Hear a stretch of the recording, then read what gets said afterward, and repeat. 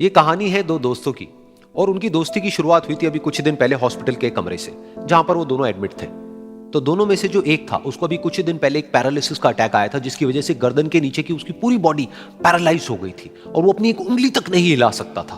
और पूरे दिन जो भी नर्स उसके पास में आती वो उसको एक ही बात कहता कि मुझे कोई ऐसा इंजेक्शन दे दो जिससे कि मैं मर जाऊं, अब मैं और जीना नहीं चाहता, ऐसी जिंदगी का मैं क्या करूंगा। तो उसका जो दोस्त था उस कमरे में, क्योंकि वो चल फिर सकता था, तो रोज सुबह और रोज शाम को उस कमरे में एक खिड़की थी, उसके पास में जाकर के खड़ा हो जाता और अपने दोस्त को बताता कि उस खिड़की के बाहर क्या चल रहा है। बिल्कुल नीला आसमान है, सफेद बादल है, हल्की हल्की हवा चल रही है और कुछ पंछी उड़ रहे हैं। एक बहुत ही सुंदर बीच है जहां पर कुछ बच्चे मिट्टी के घरौंदे बना रहे हैं। कुछ लोग हैं जो वहां पर बैठे हुए बस समुद्र की लहरों को देख रहे हैं। कुछ लोग जॉगिंग कर रहे हैं, कोई एक्सरसाइज कर रहा है, कोई पतंग उड़ा रहा है।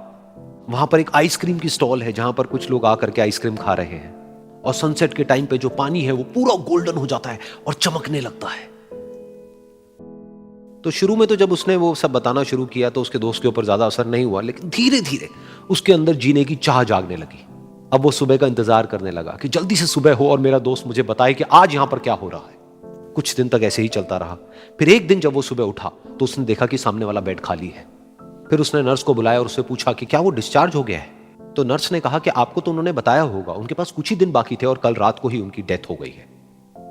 ये सुन करके उसके अंदर की उम्मीद पूरी तरह से टूट गई, क्योंकि सिर्फ उसका दोस्त ही था जिसने उसको बाहर की दुनिया से जोड़ा हुआ था, जिसकी वजह से वो जान पाता था कि बाहर क्या हो रहा है और ये दुनिया कितनी खूबसूरत है।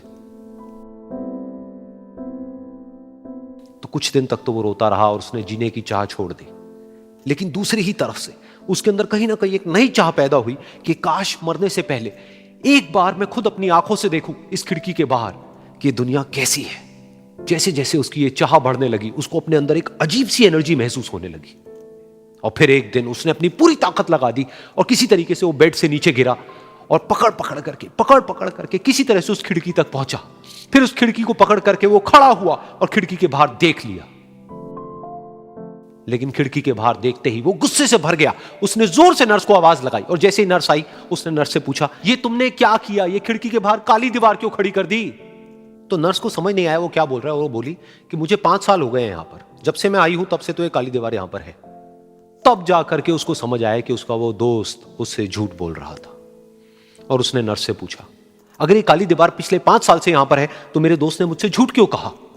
तो नर्स थोड़ा सा मुस्कुराई और बोली कि मैं ये तो नहीं जानती कि उन्होंने आपसे झूठ क्यों कहा, लेकिन मैं इतना जरूर जानती हूं कि जो भी कुछ उन्होंने आपसे कहा उसी वजह से आप अभी अपने पैरों पर खड़े हैं।